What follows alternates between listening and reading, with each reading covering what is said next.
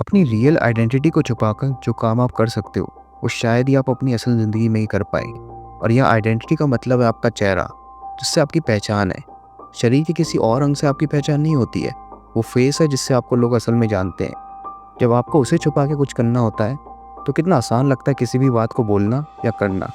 कुछ इसी तरह की कहानी है लाइट यागामी की, एके हमारे कीरा की। そうだ僕がキラだ लाइट यागामी एक 17 वर्षीय हाई स्कूल स्टूडेंट था। He was a prodigy from birth. वो हमेशा से एक्सेप्शनल इंटेलिजेंस शो करता था। I'll solve equations with my right hand and write names with my left. I'll take a potato chip and eat it.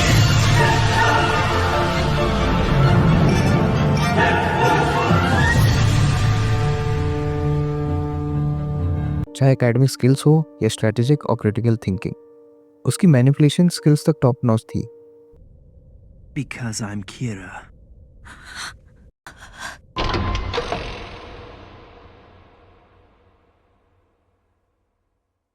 इसके बावजूद भी वो परेशान था, मानो उसकी लाइफ बस हर दिन रिपीट ही होती है। कुछ इंटरेस्टिंग करने को था नहीं उसके पास। वो अपने बोर्डम से परेशान था और दैट नोट उसी बोर्डम की एक कैटलिस्ट थी जिसने उसे एक ऑर्डिनरी स्टूडेंट से कीरा में बदल दिया। Day out. The same news on permanent repeat. This is all so ridiculous. This world is rotting. Light Yagami के एक्सेप्शनल इंटेलिजेंस और बोर्डम का ही प्रोडक्ट होता है कीरा, जो तब्दील होता है कोल्ड ब्लडेड और सेल्फ राइटियस पर्सन में। उसकी इसी पर्सनैलिटी में जो ऑब्सेशन होता है वर्ल्ड को बेटर प्लेस बनाने का, मानो खुद को भगवान ही समझ बैठा था। इसी गॉड कॉम्प्लेक्स में जिस तरह के जस्टिस वो देता है लोगों को मारकर,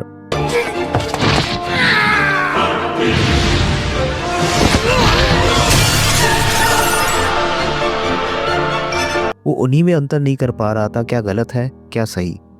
जो ऑब्सेशन जस्टिस दिलाकर वर्ल्ड को बेटर प्लेस बनाने की थी, वो सिर्फ लोगों को अपनी एग्जिस्टेंस और दहशत दिखाने में तब्दील हो चुकी थी।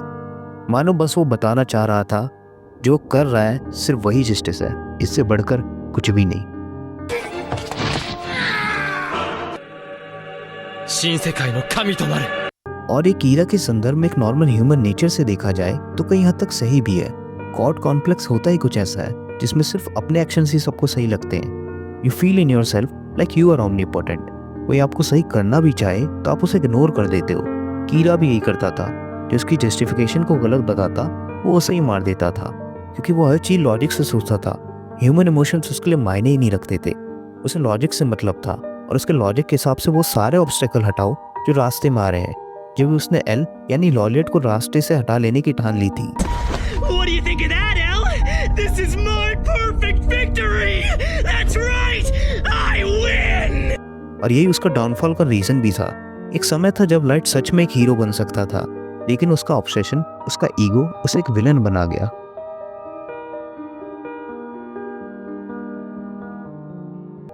एल और कीरा के जस्टिस में डिफरेंस ही इतना था कि एल जानता था क्या सही जस्टिस है और क्या गलत।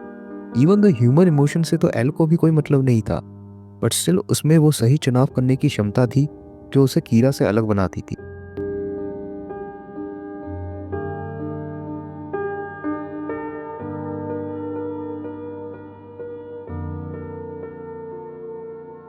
और यहाँ हम ये नहीं देख रहे हैं कि किसका जस्टिस सही था किसका गलत। हमें सीरीज को देखने में पता लगता है कि no matter how God gifted you are, you can not alone change the world. हर किसी में कोई ना कोई खामियां जरूर होती हैं, फिर वो चाहे एल ही क्यों ना हो। आप किसी के लिए बायस्ड भी हो सकते हो, आप में ईगो इश्यूज भी हो सकते हैं। ह्यूमन नेचर बड़ी कॉम्प्लेक्सिटी से भरा हुआ है। इन्हीं कॉम्प्लेक्सिटीज में छुपा हुआ है एक monster. There are many types of monsters in this world. Monsters who will not show themselves and who cause trouble. Monsters who abduct children. Monsters who devour dreams. Monsters who suck blood. And monsters who always tell lies. Lying monsters are a real nuisance. They are much more cunning than other monsters. They pose as humans even though they have no understanding of the human heart. They eat even though they've never experienced hunger. They study even though they have no interest in academics. They seek friendship even though they do not know how to love. If I were to encounter such a monster, I would likely be eaten by it. Because in truth, I am that monster.